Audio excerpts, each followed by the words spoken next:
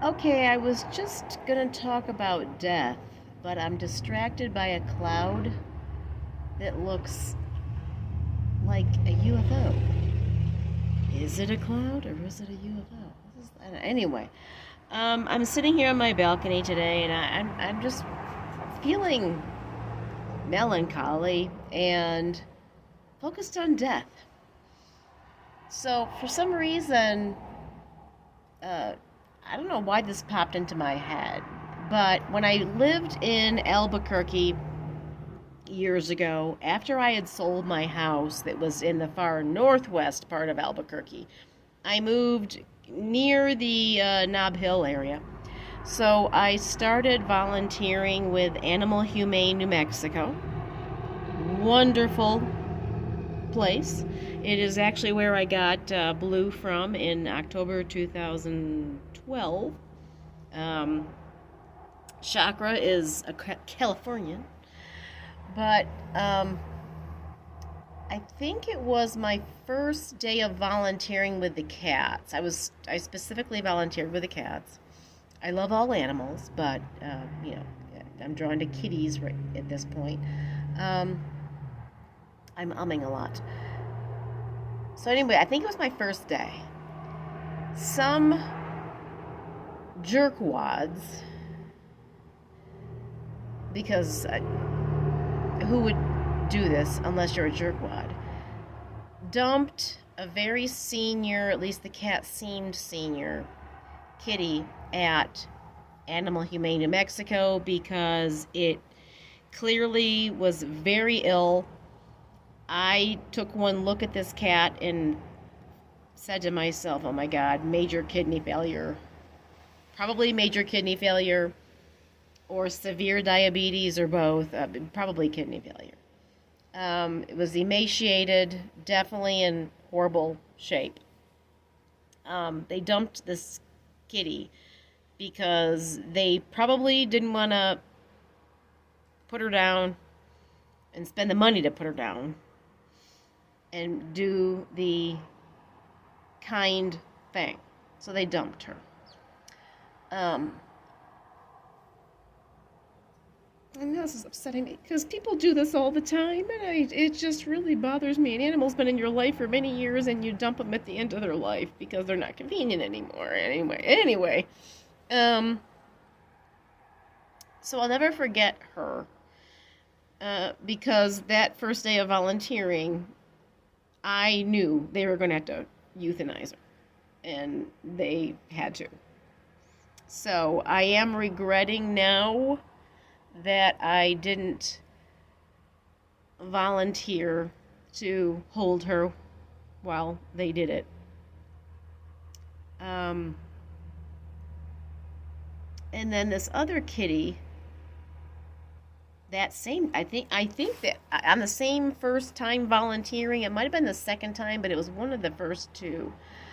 It was a male brown tabby, and he affected everyone, and because he just wanted to hug you.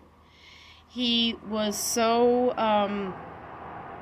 needing consoling and love, and he was scared or whatever, and you would pick him up and he would just put his paws around you and just grip and didn't want to let go.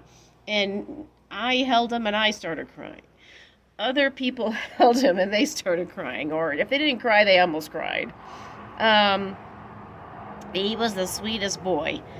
And, I knew because of who he was that he would get adopted quickly, which he did. So, yeah. In fact, I think either one of the other volunteers or employees said, I have to take him home. I cannot not take him home. So, I was thinking about that stuff. And then I started thinking about how I have considered volunteering at hospices with humans who are at the end of their life. And I think I need to re-look into doing that possibly. If there are volunteer opportunities, I don't know what's allowed, what's not, what Santa Fe here does. But there was a lady that I met in the Los Angeles area many years ago. We had coffee or tea one afternoon, and I knew that she was doing hospice work. This is what she specialized in. She was an extremely spiritual person.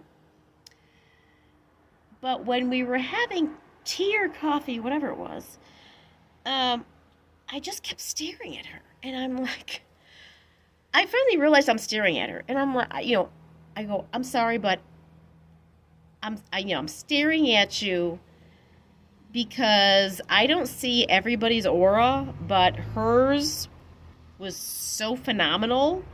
It was distracting. So I'm trying to talk to her about this important work she does with people at the end of her life, at their end of their lives. And lavender. She was just surrounded with this lavender, beautiful light. This lady is, because I believe she's still with us, is the epitome of God and spirit and love. And anyway, so I told her, I go, I'm sorry, but I don't always see people's auras, but I'm seeing yours because it's so dramatic and it's stunning. And I go, you're just lavender. I'm just like, and it was interesting because she kind of said, she got this little knowing look on her face and said, thank you.